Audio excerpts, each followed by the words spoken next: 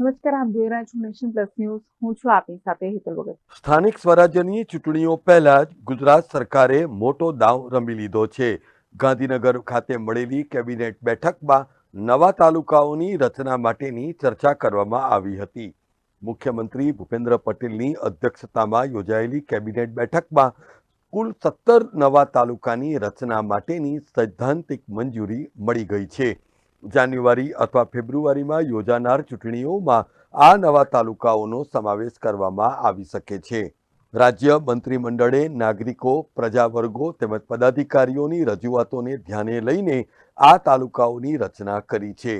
આ નિર્ણય સ્થાનિક સ્તરે શાસનને વધુ સરળ બનાવશે અને વહીવટીતંત્રની કાર્યક્ષમતામાં પણ સુધારો થવાની શક્યતા છે.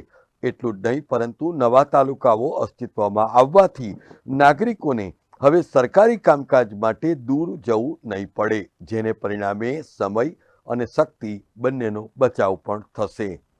આજરોજ મળેલી કેબિનેટ બેઠકમાં છોટાઉદેપુર જિલ્લામાં પણ વધુ એક તાલુકો ઉમેરાયો છે. છોટાઉદેપુર જિલ્લાના 6 તાલુકા પૈકી પાવી જેતપુરના કદવાલ ગામને હવે અલગ તાલુકાનો દરજ્જો આપવામાં આવ્યો છે. લોકોની વર્ષો જૂની માંગ રાજ્ય સરકાર દ્વારા સંતોષવામાં આવતા રહીશોએ આનંદની લાગણી વ્યક્ત કરી હતી. કદવાલ વિસ્તારના 17 જેટલી ગ્રામ પંચાયતના કુલ 42 ગામો ભેગા થઈને આ તાલુકો બનાવવામાં આવ્યો છે. આ વિસ્તારના સ્થાનિકોનું પણ માનવું છે કે આને પરિણામે કદવાલ વિસ્તારનો વધુ વિકાસ શક્ય બનશે. રાજ્ય સરકાર દ્વારા કરાયેલી જાહેરાતને કદવાલ ગામમાં ફટાકડા ફોડીને આતશબાજી કરીને સરકારનો આભાર પણ વ્યક્ત કરવામાં આવ્યો હતો. આજ રોજ નવરાત્રીના શુભ દિવસોની અંદર માતાજીની કૃપાથી અમારા છોટાઉદેપુર જિલ્લાની અંદરથી પાવીજેતપુર તાલુકામાંથી કદવાલ ગામનો જે તાલુકાનો દરજ્જો સરકારશ્રીએ આપ્યો છે, તેના માટે અમારે સરકારશ્રીનો ખૂબ ખૂબ આભાર. અને તેનાથી અમારા કદવાલ ગામની અંદર વેપારી વર્ગને ખૂબ મોટો ફાયદો થવાનો છે, જેથી કરીને સરકારશ્રીનો તે માટે પણ ખૂબ ખૂબ આભાર વ્યક્ત કરીએ છીએ.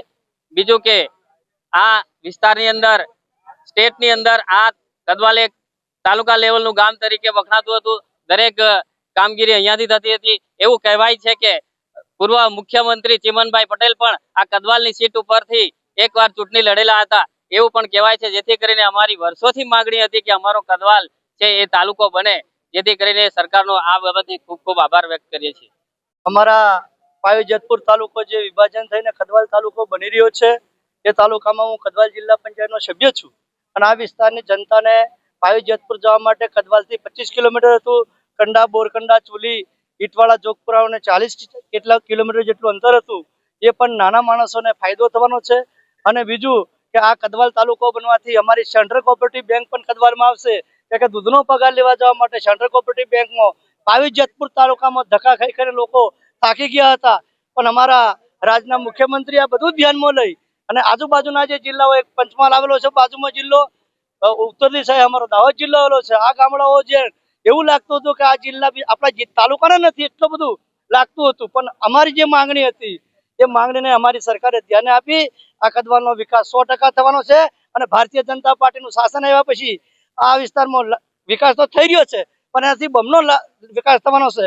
અસ્તુ ભારત માતા કી જય. સમાચારોના સતત અપડેટ મેળવવા માટે અમારી નેશન પ્લસ ન્યૂઝની યુટ્યુબ ચેનલને સબસ્ક્રાઇબ કરો, બેલ આઇકન દબાવો અને જોડાયેલા રહો ફેસબુક, ઇન્સ્ટાગ્રામ અને ટ્વિટર પર.